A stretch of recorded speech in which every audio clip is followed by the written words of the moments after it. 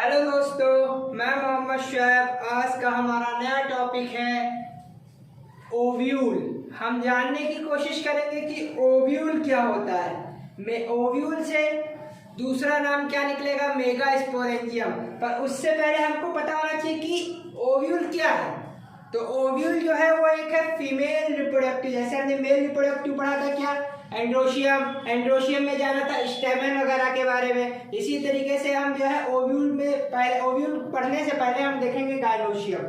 अगर आपको एंड्रोशियम से रिलेटेड कोई भी दिक्कत हो तो आप मेरा पुराना टॉपिक देख सकते हैं जिसमें मैंने एंड्रोशियम पढ़ाया था। आज हम टॉपिक स्टार्ट करेंगे गायनोशियम। तो सॉरी, गायनोशियम की बात करेंगे। गायनोशियम पढ़ने से पहले हम इसका स्ट्रक्चर देखते हैं। तो ये होता है स्टिग्मा। ये पार्ट है हमारा स्टिग्मा। स्टिग्मा के बाद ये जो नीचे आया है ये स्टाइल, और ये जो बना हुआ है गोल सा ये होता है ओवरी। अब तीनों के फंक्शन देखते हैं। स्टिग्मा क्या होता है, तो कोई पॉलन ग्रेन हवा में है, ये पॉलन ग्रेन ये हमारा स्टिग्मा पे आके लैंड करता है। तो स्टिग्मा को बोलते हैं landing platform of pollen grain. क्या है स्टिग्मा का, अब ये पॉलन ग्रेन है, ये वॉल ब्रेक करेगा स्टिग्मा की और स्टाइल के थ्रू होता होता ओवरी में आ जाता है। तो स्टाइल का काम क्या है, स्टिग्मा और ओवरी तक, पॉलन ग्रेन को स्टिग्मा से ओवरी तक ले जाने का काम स्टाइल करता है। ये लॉन्ग है, लंबा दिख रहा है आपको, हॉलो है, खोखला होता है और सिलेंड्रिकल होता है। इसके बाद ओवरी की बात करते हैं। तो ओवरी क्या होता है, ये खाली स्पेस होता है। जो स्पेस होता है उसको हम लोग बोलते हैं बेसिकली कैविटी। तो ये क्या है ओवरी, इसके अंदर क्या है, इसके अंदर का जो स्पेस है इसको हम लोग बोलते हैं, जो खाली स्पेस है जहाँ मेरी उंगलियां चल रही है इसको बोलते हैं ओवेरियन कैविटी। और ओवरी जहाँ पे रुकी रहती है उसको बोलते हैं थैलेमस। तो ये हमारा फुल गायनोशियम हो गया। पर गायनोशियम की यूनिट क्या है, पिस्टिल। और ये हमने क्या बनाया है, एक। तो ये जो है मेनली हमने पिस्टिल के बारे में सुना। जैसे एंड्रोशियम में हमने स्टेमन के बारे में देखा था, दो पार्ट थे, कौन सा, एंथेरोफिलामेंट वाला, वही यहाँ पे हो गया। अब बात करते हैं पिस्टल की। अगर कोई भी गायनोशियम ऐसा है जिसमें सिंगल पिस्टल मिलता है तो उसको बोलते हैं मोनोकार्पेलरी। अगर कोई गायनोशियम ऐसा मिलता है इसमें पिस्टल बहुत सारे तो उसको बोलते हैं मल्टीकार्पेलरी। यही चीजें हैं।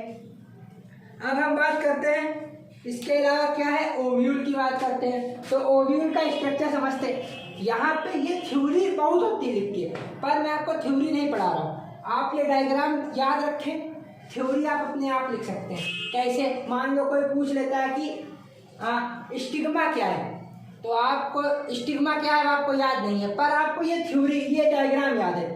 तो आपको पता है कि हवा में पॉलन ग्रेन होता है। पॉलन ग्रेन जो है वो कहाँ, पिस्टल बोलिए, गायनोशियम के स्टिग्मा पार्ट पे आके लैंड करता है। स्टिग्मा का मेन फंक्शन है लैंडिंग प्लेटफॉर्म, ये प्रोवाइड करता है किसको, पॉलन ग्रेन को। तो आप स्टिग्मा के बारे में एक आध लाइन लिख सकते हैं। इसी तरीके से स्टाइल क्या होता है, स्टिग्मा और ओवरी को, पॉलन ग्रेन को स्टिग्मा से ओवरी तक ले जाने का कार्य कौन करता है, स्टाइल करता है। स्टाइल कैसा है, हॉलो है, सिलेंड्रिकल है और लॉन्ग है। इस तरीके से लिख सकते हैं। तो आप डायग्राम याद रखें जिसके बदौलत आप इंटर का कोई भी क्वेश्चन इससे रिलेटेड आप अपनी थ्योरी में लिख सकते हैं, और जो लिखेंगे वो सब सही ही होगा, गलत नहीं होता है। अब हम इसकी बात करते हैं ओव्यूल को। तो ओवरी, ओवरी के अंदर क्या है, ओवेरियन कैविटी। इसके अंदर क्या है, ओव्यूल। ओव्यूल को निकाल के इधर मारा और जूम करके देखा। वो फोन पे होता ना, ऐसे ही से जूम करते, ऐसे ही से जूम करा, तो ये स्ट्रक्चर खुल के आया हमारा। अब ये स्ट्रक्चर खुल के आया, अब हम इसकी टर्मिनोलॉजी सीखते हैं। अगर हमको इसके टर्म पता है तो हमको सब कुछ पता है।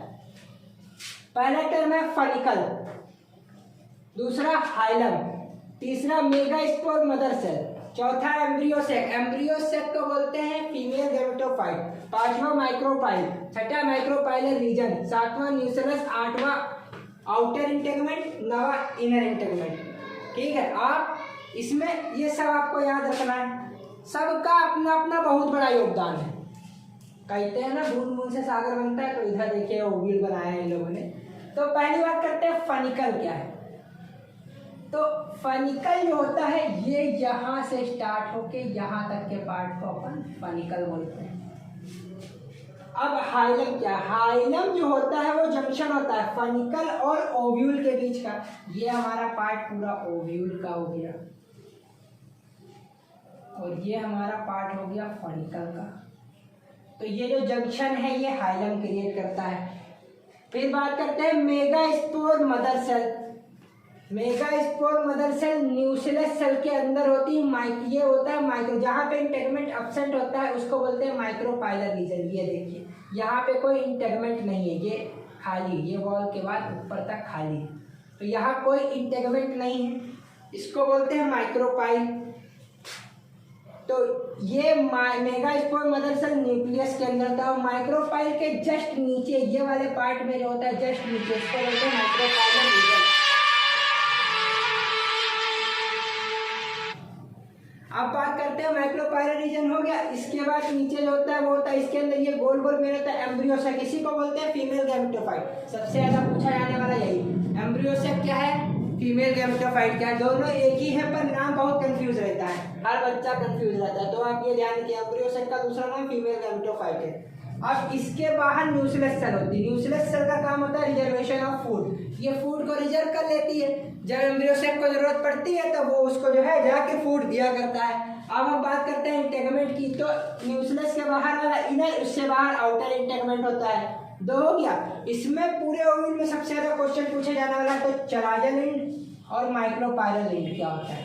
तो चलाजल इंड होता है बेस पे, माइक्रोपाइलर इंड वहां होता है जहां इंटेगमेंट एब्सेंट होते हैं। आपको दो टर्म, कोई भी क्वेश्चन पूछेगा दो टर्म जरूर देगा, चलाजल इंड कहाँ पे प्रेजेंट होता है, या फिर पूछेगा बेस पे कौन सा इंड पाया था, बेस वर्ड। अगर आपसे चलाजल वो पूछना चाहता है तो वो बेस की हिंट देगा, अगर वो चलाजल दे रहा है तो पूछना चाहता है बेस क्या है। तो ये दोनों एक दूसरे में बहुत इंटर रिलेटेड है।